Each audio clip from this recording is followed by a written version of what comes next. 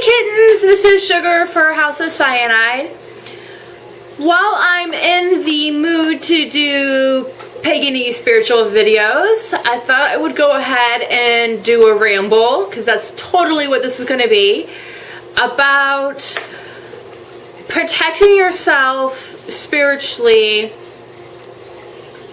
and newbies, I guess. I've been practicing the occult and witchcraft, and for me it's all the same, but everybody else, you know, different people have different classifications for a very long time. And yet I'm still a student. I will always be a student. The minute that you are not a student, it's a bad thing. So let me explain this. I get messages from people all the time on this subject matter. And I have no problem with that. I enjoy people's messages very much. But I get a lot of messages from people who get into this because they feel powerless in some situation in their life. And they think that getting into the, let's just call it magic arts. They think that getting into the magic arts will help them achieve power in a time and a place in a way that they are powerless. And while part of that is true, it doesn't necessarily work that way. So, you will hear a lot of people will tell you to study, study, study, study, study. You must study. And that is true. You must study. You must. I once heard a quote, and I'm not sure who I heard it from. I don't know if someone actually, like, if this is like a famous quote or if this is something smart that one of my friends just happened to say. But the quote was that the Judeo-Christian religions, Islam, Judaism, and Christianity, are religions of the book because they all have one book. Versus paganism is the religion of the library. And if you look at my witchy library videos and the fact that there are 7 of them, you'll know that that's true. So, I get a lot of newbies that contact me that want to get into witchcraft and they don't really know where to start. The first thing you do is read everything, and I know everybody says that, but it's true. The second thing you need to do is know thyself. This is a very, very difficult step. It's a very difficult thing. And it's something that's going to change. You must understand and give yourself permission to change. So you can know yourself in this minute, know what you want in this minute, know where you want to go in this minute, and tomorrow that be completely different. And that's fine. But you must come to a place where you know yourself and you trust your own voice. Some people get this very early on in their life, and some people don't get this until they're much older. And it's a journey of the inward spirit.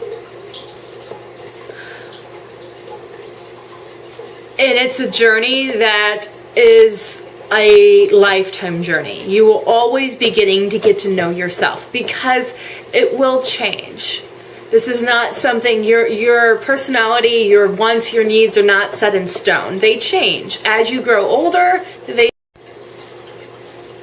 So the second thing is know thyself.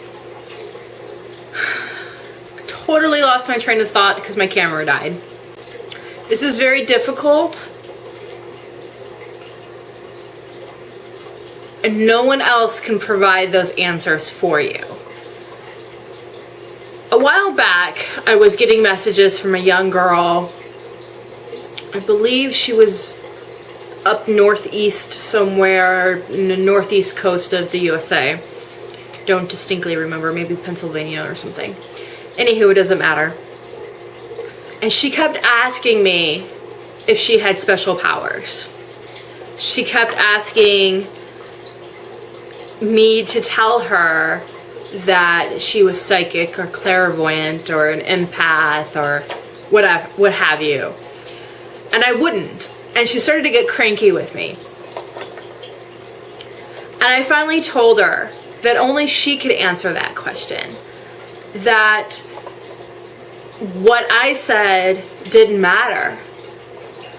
Because if she did not believe that she was psychic or clairvoyant or empathic, she wouldn't be. And if she did believe that, then she would be. No one else can tell you what you are. Only you can do that. And this is very important. This is a sign of emotional and maybe psychic maturity.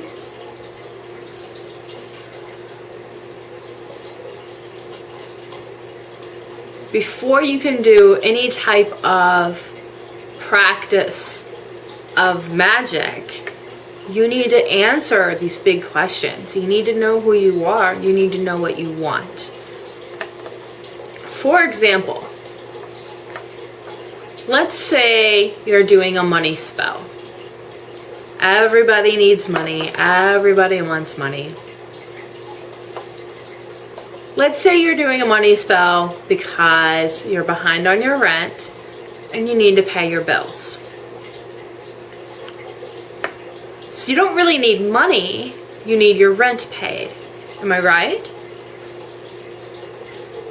So instead of doing a money spell, focus on what you really need.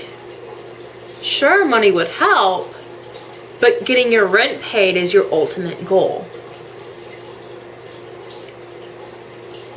So before you can do any type of spell work and expect it to be successful, that's the answer that you need. You need to know what the ultimate goal of your spell work is.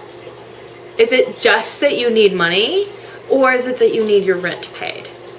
Because if you focus on just making sure that you get your rent paid versus bringing money to yourself, you're opening up the universe to different possibilities. You're allowing the universe to help you in ways maybe you never even thought of.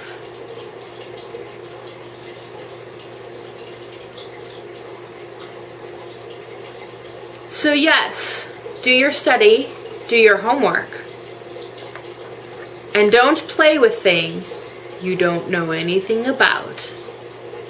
I'll go into more of that later. Thank you all for watching. Please comment down below, subscribe, or you can follow me at Sugar Cyanide on Facebook and Twitter. Thank you very much. Bye-bye.